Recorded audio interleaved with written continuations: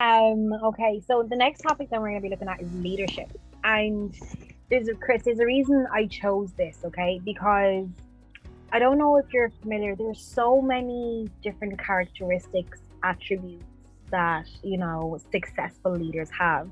Forbes has their own definition of what leadership looks like, along with their top 30, leaders or influential leaders, because then that delves deeper then into entrepreneurship and intrapreneurship. And there's a reason why I've tied the two together is because number one, leadership, when we're looking at it as a whole, right?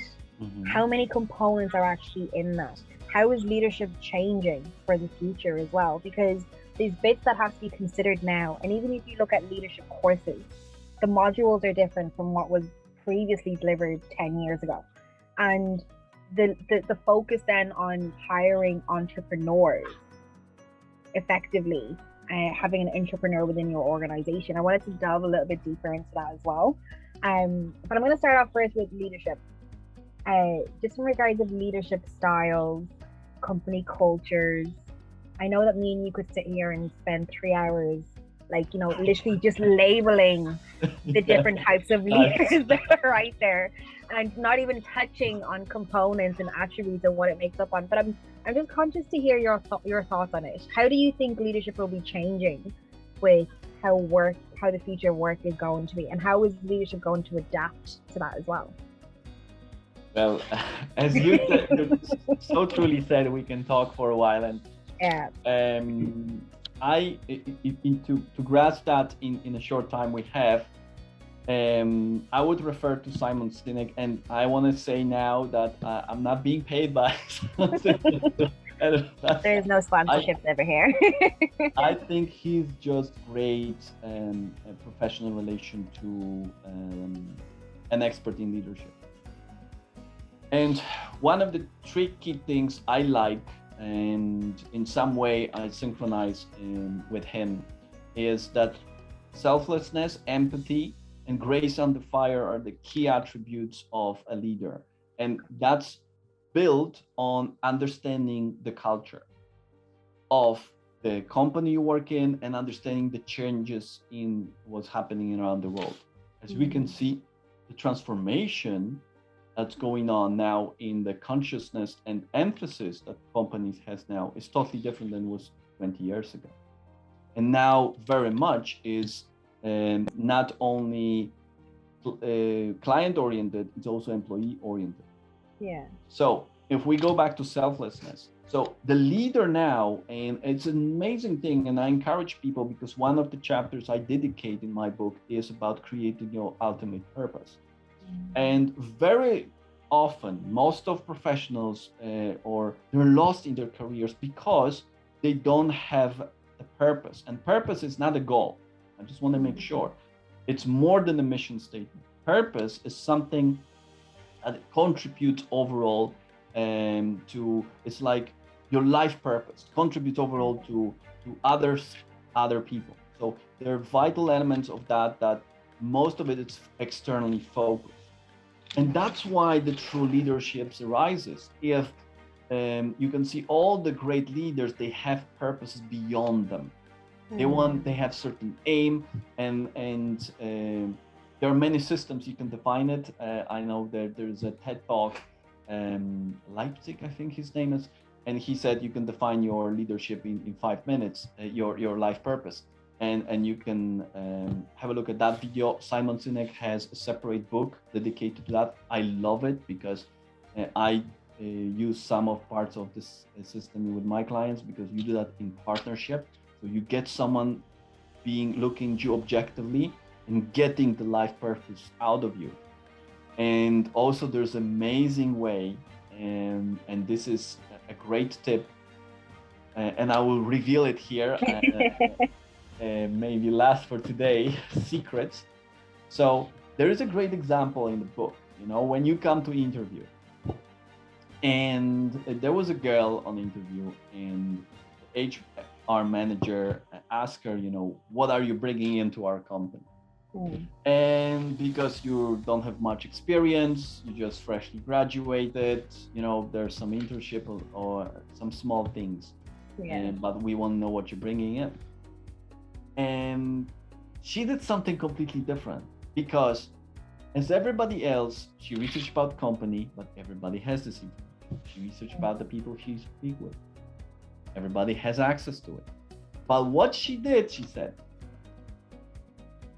if I may, before I answer your questions, what I can bring in, let me tell you first what makes me wake up in the morning. And then she laid down her personal life purpose.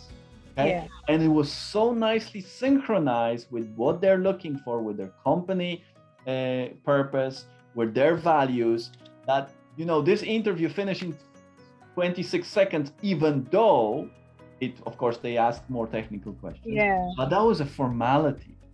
Before she went home, she got a phone call, she got a job. So that's why, as a leader, because we have to define that a leader doesn't mean it's a CEO. Leader can be a frontline employee. It's your approach and understanding what actually is your life purpose, what actually you're all about, and seeing others around and how you can help them. So also within my career strategy, I teach people straight away that there are 3 phases. One phase is when you prepare to job hunt, then you go to interview stage, and then the 3rd stage when you actually hired. It doesn't finish there. The work doesn't finish there. And then we talk about how position them as leaders. And naturally, a frontline employee can get more influence than executive, not because of the position, because how they interact with us. Yeah. So selflessness, I would say, will be one of the key factors. Then we have empathy. Hard to achieve anything yourself, and understanding others and being empathic with their particulars, their uniqueness, is a key thing that leader is able to notice. Of course, self-awareness here. And when he is self-aware, he notices what this person is about. He can see how we can work together and connect together in order to achieve this goal. So empathy is crucial. But one of my favorite parts of leadership is grace under fire. This is the thing when the roof is on fire, what the leader does. Is he escape? Is he panicking? Or is he keeping things that cool down? He is working with his team. He's making sure that everybody is on board to make sure that to do the best in this particular situation, because businesses or challenges will appear. Yeah. And how gracefully he approached to that, how we notice him, respond to him. And that's why one of the things I emphasize to people, it's not the thing that, whether it's entry-level position, middle management, or higher position, it's how you approach to those difficult situations. Your approach will determine how people will see you, how you behave when you do mistake, how you will behave when you get challenged by a person who is less self-aware than you. And all those things are key, vital elements. And especially now when companies very much focus on environment, values, and you need to correspond to the whole as a company, the culture. And you as a leader being selfless, self-aware, and empathic, and knowing the key things, how you can behave in the difficult situations. With those skills, you come into the company, you're a value asset. And if you can synchronize with the company culture, you're unstoppable there. There you go. Absolutely good. And that's the part as well, just when you mentioned the company culture, it's so important just to actually do your research, because company culture will also determine whether or not the role is actually the role that you've been looking for, or it's not, isn't it? It's going to be the really important part of that decision making. Well, what did you think about this video? Perhaps you really enjoy it, and consider going to our website and subscribe to see more videos like this. Feel free to join our LinkedIn group and comment below the video so we can stay in continual contact. Hopefully I will see you soon. Thank you.